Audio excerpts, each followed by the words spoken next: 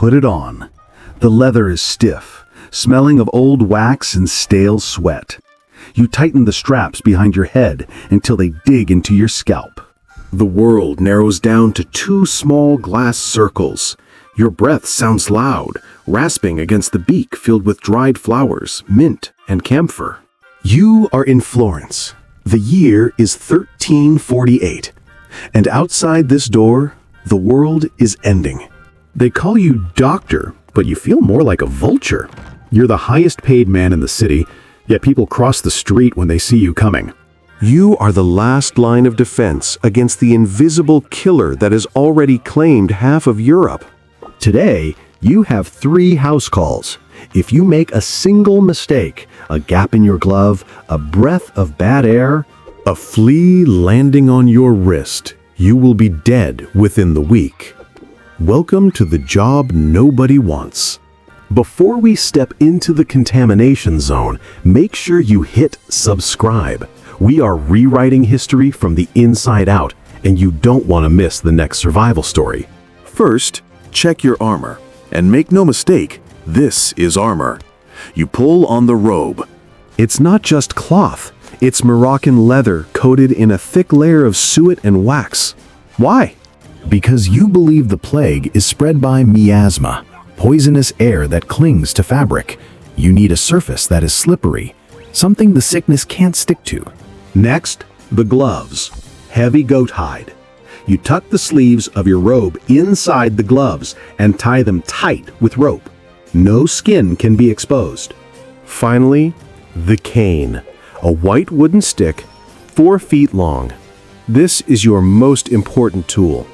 You use it to examine patients without touching them. You use it to point at supplies. And, more often than not, you use it to beat away the desperate family members who try to grab your robes, begging for a cure you don't have. You grab your bag. Inside, you have scalpels, a jar of leeches, vinegar, and a mixture called theriac, a black syrup made of crushed snakes and opium. It's 14th century science. It's likely useless. But it's all you have. You step out into the sunlight, but the air feels heavy, thick. Florence used to be the loudest city in Italy. Merchants shouting, carts rattling, church bells ringing. Now, there is only silence. The silence is broken only by the creaking of the dead carts. Bring out your dead, the driver calls, his voice muffled by a rag. You walk down the cobblestones. The smell hits you even through your mask. It's a sweet, rotting, sickly smell. The scent of unburied bodies and decaying flowers. You pass a house with a red cross painted roughly on the door. Guards stand out front. The family inside has been boarded up, sealed in to die together. You hear weeping from behind the wood. You keep walking. Empathy is a luxury you cannot afford. Empathy gets you close. Close gets you killed. Your first stop is a palazzo near the river, a wealthy silk merchant. The servant who opens the door is trembling. He leads you up the stairs, staying 6 feet away from you at all times.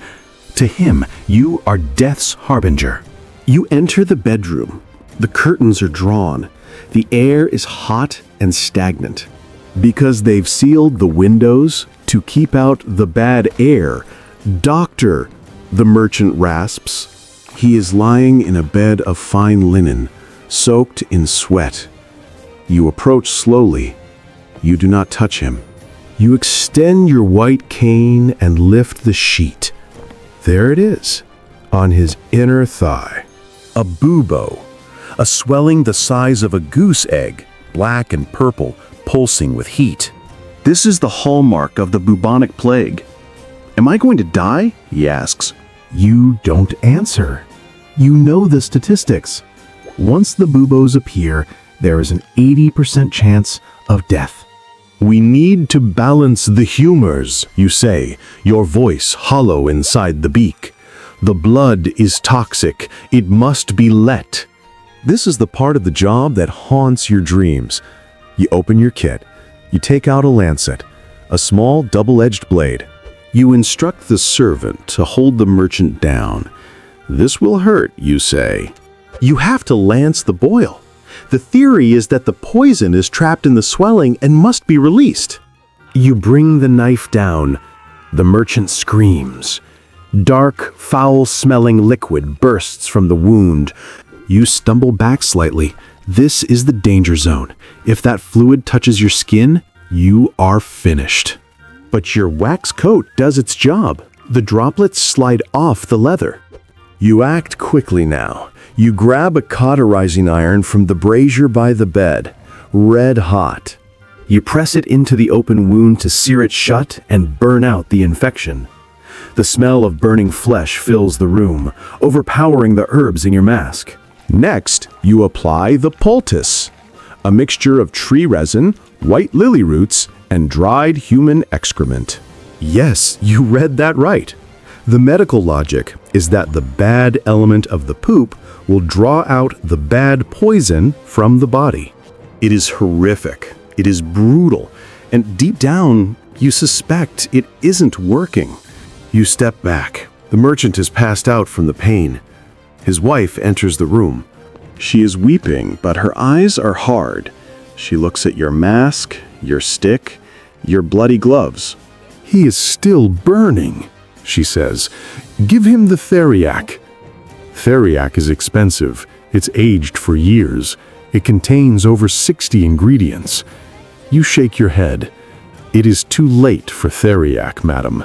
The sickness is in his blood. You are a fraud! She screams. She lunges at you. This is a common hazard. Grief turns to rage very quickly. They pay you a fortune, yet their loved ones die. They think you are holding back the real cure. You raise your cane, pointing it at her like a weapon. Stay back, you warn, or you will share his fate. It's a bluff. She is likely already infected. You can see the flush on her neck, the glassy look in her eyes.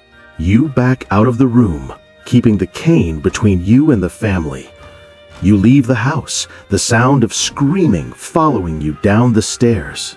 Back on the street, you need to catch your breath, but you can't take off the mask. Not yet.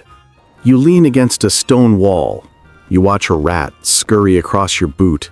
You kick it away in disgust. Here is the tragedy of 1348. You are terrified of the air. You are terrified of the smell. You spend hours waxing your robe and filtering your breath. But you ignored the rat. You don't know about Yersinia pestis. You don't know about bacteria. And you certainly don't know that the flea living on that rat carries the bacteria in its gut. When the rat dies, the flea gets hungry. It jumps. You feel a tiny tickle on your ankle, just above where your boot meets your leather leggings. A gap in your armor. You reach down to scratch it. You freeze. Did you feel a bite? Paranoia washes over you. It's colder than the winter wind. Every itch, every headache, every slightly swollen gland makes you think, is this it? Is today the day? You cut your day short.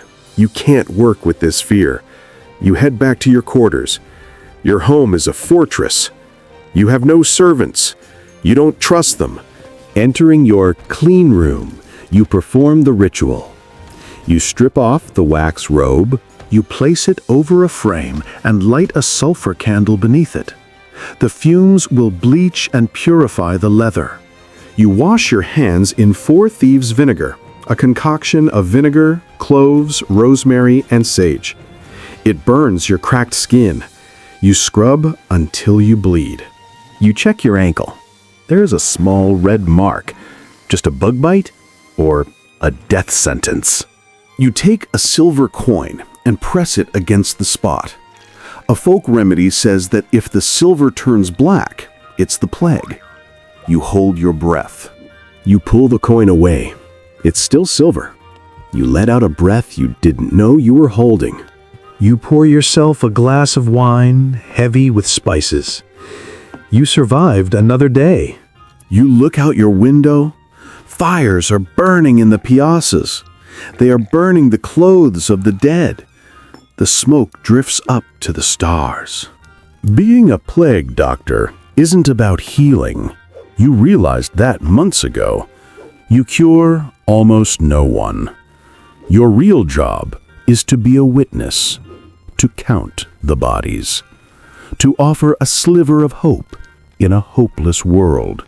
You are a symbol of order in the chaos.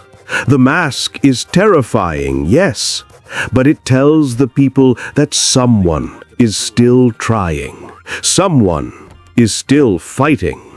You look at your mask sitting on the table. The glass eyes reflect the candlelight. Tomorrow, you will put it back on.